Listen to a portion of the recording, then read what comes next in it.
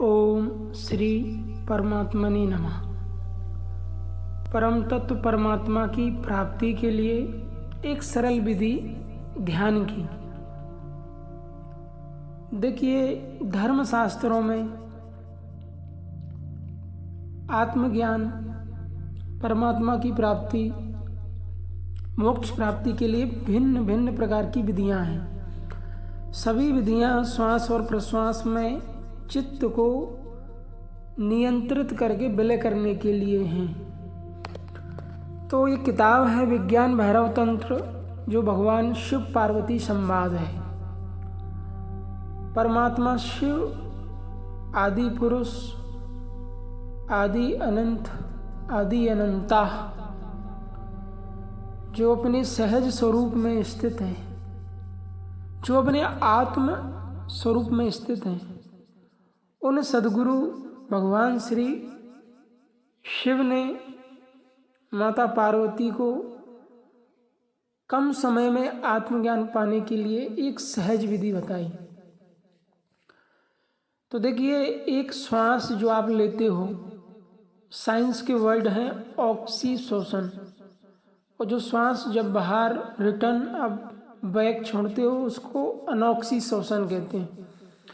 प्राणवायु और अपान वायु, ये दोनों प्रकार की श्वासों को समभाव में स्थिर करना एक विधि है, जो इस प्रकार है कि आप कहीं भी शांत, एकांत और सहज आसन पर विराजें।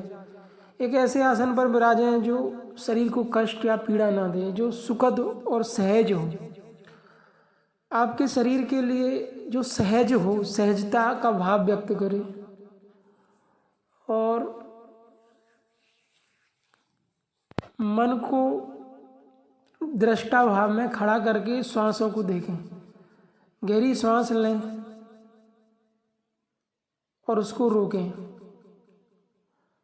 5 से 7 सेकंड रोकने के बाद फिर श्वास को बाहर छोड़ें, फिर रोकें।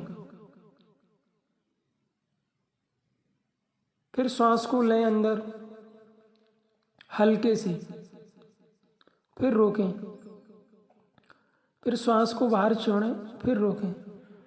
ये 15 से 20 मिनट करना है। उसके बाद फिर सहज मन एकाग्र और निर्मल और शांत हो जाएगा। फिर आप कोई भी एक मंत्र के माध्यम से मन को जाप में लगाएं। असल में ये मंत्र का जो जाप होता है वो भी तब तक जपना होता है जब तक कि मन सहज समाधि को प्राप्त ना हो जाए। संतो सहज समाधि भली, जब मन सहज समाधि को प्राप्त हो जाता है फिर नाम और रूप की आवश्यकता नहीं रह जाती। ना फिर कोई नाम जपने की आवश्यकता है, ना किसी रूप को देखने की, क्योंकि परमात्मा अरूप है, अनाम है, निर्गुण है, निराकार है, प्रशांत है, चैतन्य है, बोध मात्र है। तो उस परमात्मा के साथ चित्त का स्थायित्व ले लेना समत्व की सिद्धि समाधि है। परमात्मा का चित्त के साथ तदाकार हो जाना समाधि है। समाधि में योगी का चित्त शून्य हो जाता है, संकल्प विकल्प रहित, विचार, कुविचार और सुविचार, ये तीनों प्रकार के विचारों का रुक जाना।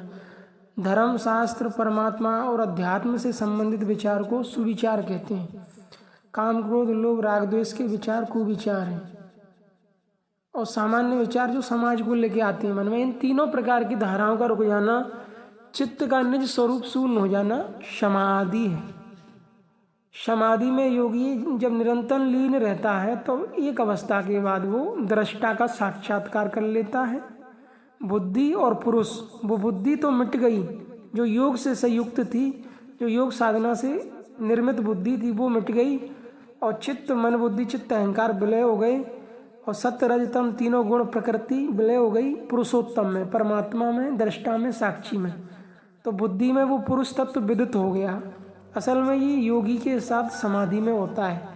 योगी समाधि में पुरुष तत्व से साक्षात्कार कर लेता है, और उस अवस्था को धर्म मेघ समाधि भी कहते हैं।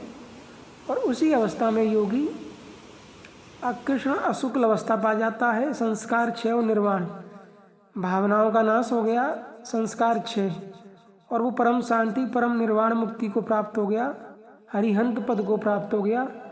तो ये एक सरल विधि है जो आत्मज्ञान को पाने की अत्यंत महत्वपूर्ण विधि है, जिसको करने के लिए अल्पाहार, रात्रि का भोजन छोड़ना है, एक ही बार भोजन लेना है और 10 घंटे इस विधि के अनुसार ध्यान करना है। तो बहुत कम समय में अध्यात्म के अच्छे रिजल्ट साधक के आगे आएंगे। अब साधक का मन जितना ज़्यादा ध्यान में लगेगा उतना चित्त शांत होगा, एकाग्र होगा, उसकी अध्यात्म उन्नति होती जाएगी। दृष्टा दृश्य सहयोग, दृष्टा से मिलने वाले जो अनुभव है उनको समझते हुए जाए और आगे बढ़ते जाए तो उसके ध्यान की अवस्था सूक्ष्म होती जाएगी, सूक्ष्म होती जाएगी।